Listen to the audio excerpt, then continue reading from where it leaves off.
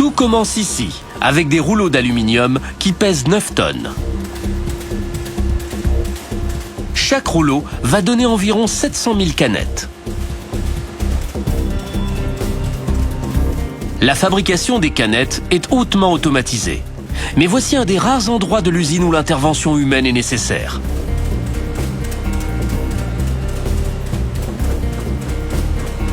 « 18 agents de production travaillent dans l'atelier par période de 12 heures. L'objectif étant de produire plus de 3,5 millions de canettes.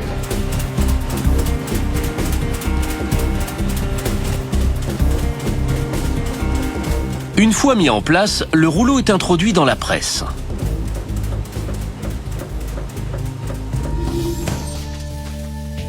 Plus de 200 fois par minute, la presse pousse le métal dans des bagues.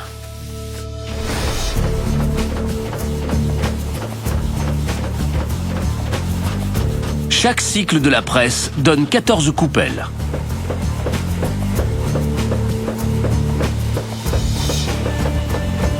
De là, elles prennent l'ascenseur vers une zone tampon, puis elles sont acheminées vers la machine suivante.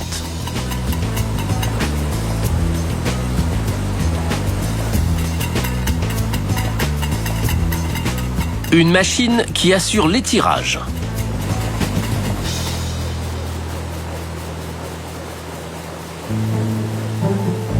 À l'intérieur, une presse force les coupelles à travers une série de bagues pour les amincir.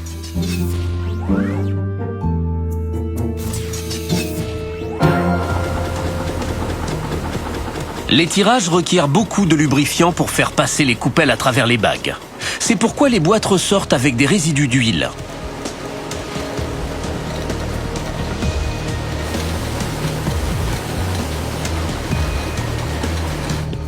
Elles subissent donc un bain en 6 étapes.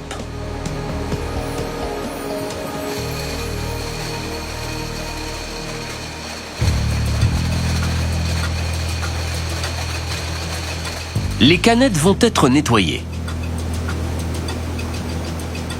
Un des bains comporte de l'acide sulfurique. Après ce nettoyage, on dit que la boîte est propre et claire.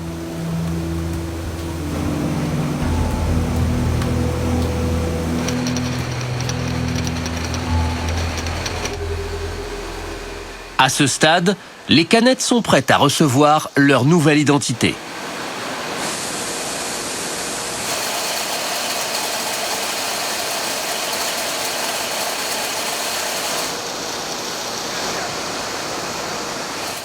Pour apposer l'emblématique logo Coca-Cola, on commence avec un tampon de caoutchouc, un rouleau encreur fixé sur un tambour.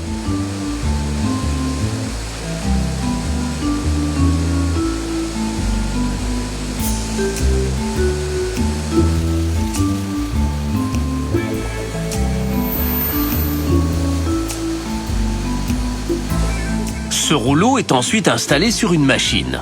Il s'agit tout simplement d'une presse d'imprimerie pour canettes.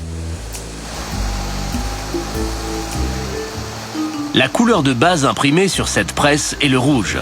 Mais il n'est pas question de décorer les boîtes avec n'importe quelle nuance de rouge.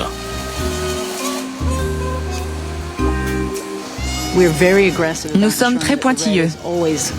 Il faut que le rouge Coca-Cola soit toujours exactement le même. Ce sont les normes et l'identité de la marque qui donnent sa valeur au produit. Si on transige là-dessus, c'est la valeur de la marque qui en pâtit. Et ça, on ne peut pas l'envisager.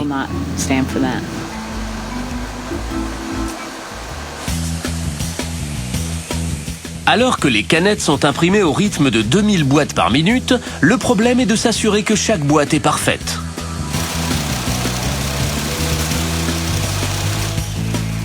On peut observer le processus grâce à un stroboscope. Il suffit d'une révolution pour que l'impression soit complète.